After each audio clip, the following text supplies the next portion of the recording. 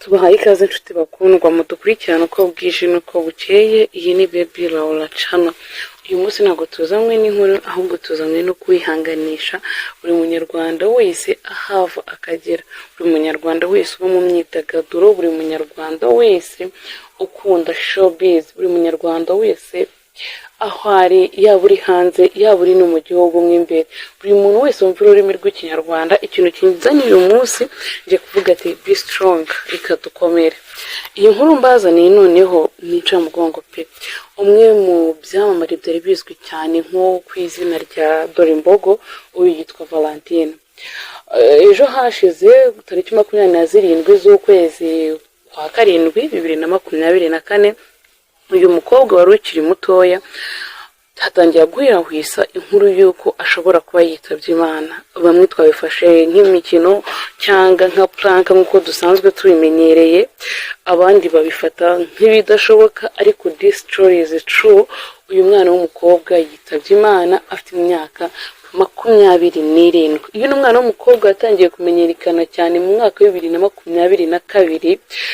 Ikiganiro cya mbere yagikoze kuri Rose TV show mu kwezi kwa gatanu, amatariki ntabwo ndi kuyibuka neza. Icya kabiri yagikoze kuri Gerard Mbabazi channel ya Gerard Mbabazi.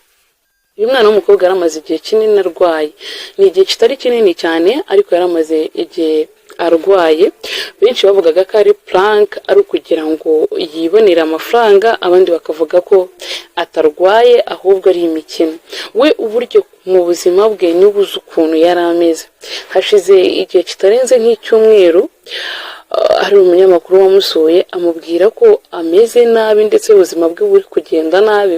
Ari nawe yaboneye umwanya wo gusaba imbabazi abanyarwanda, aravuga ati abo nagiriye nabi mu mbabarire, nabo ndetse yewe twagiranye ibibazo, I'm so sorry, mu mbabarire. Benshi babifashe nk'ibikino bakajya bakoresha za social media zabo bavuga ko uyu mwana w'umukobwa ashobora kuba ariko byikoresha ngo kugira ngo abone amafaranga. By the way, abantu turi babi. Ese ko icyo tuvuga ibyo tutabanje gutekereza? Yes, we are human. Twagombaga gutekereza mbere yuko tuvuga. Benshi bavugaga ko ari prank, ariko bishoje ingi atari prank, ahubwo bisoje uyu mwana w'umukobwa witwa Dorimbogo yitabye Imana. Ese buriya what is this world? Nje ibingibi byanteye ubwoba cyane, nje uri kubabwira byane ubwoba, mpita mvuga ati this world is not fair, this world is not love, nk'uko abanyamahanga babivuga. Iyi si rero turimo, burya nshuti yanjye, nasoza nkubwira ngo iyi si turimo twese turacumbitse. Uba ufite inzu zirenze uko ubitekereza, uba ufite imitungo irenze uko twebwe tubitekereza, ariko please, iyi si turimo turacumbitse, ntabwo dutuye. Kuko anytime nyiri byondo yakubwira ati go far away. Ibi ngibi biguhereza isomo. Turi mu gahinda nibyo kuko, ariko bano tuvuga ibyo tudahagazeho. We muntu ukeneye nyine inyungu mu kuvuga abandi nabi, please let us stop here, bikaduhagarikira ahangaha. Kuko ndabona nashidikanya ko benshi mu bantu bakoresha social media tumaze kwiga icyo umunwa wubaka.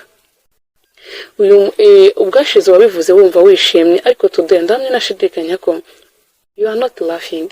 Ndamwe nashidikanya ko utari guseka, ahubwo agahinda kakwishe. Urimo uribaza niba ibyo koko wavuze ari byo. Ese why this? Ibi byose tubiterwa no guhubuka, ibi byose tubiterwa no gushakira amafaranga aho bitari ngombwa.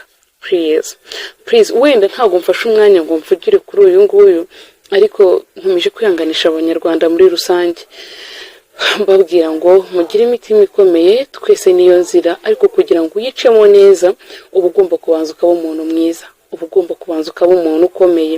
You need to strong heart more than before. Ukeneye kuba umuntu udasanzwe, ukeneye kuba umuntu utandukanye n'uwo wari ejo. So rero uyu ni mwanya wawe ngo ukore ibyo utakoze, ukore ibikenewe.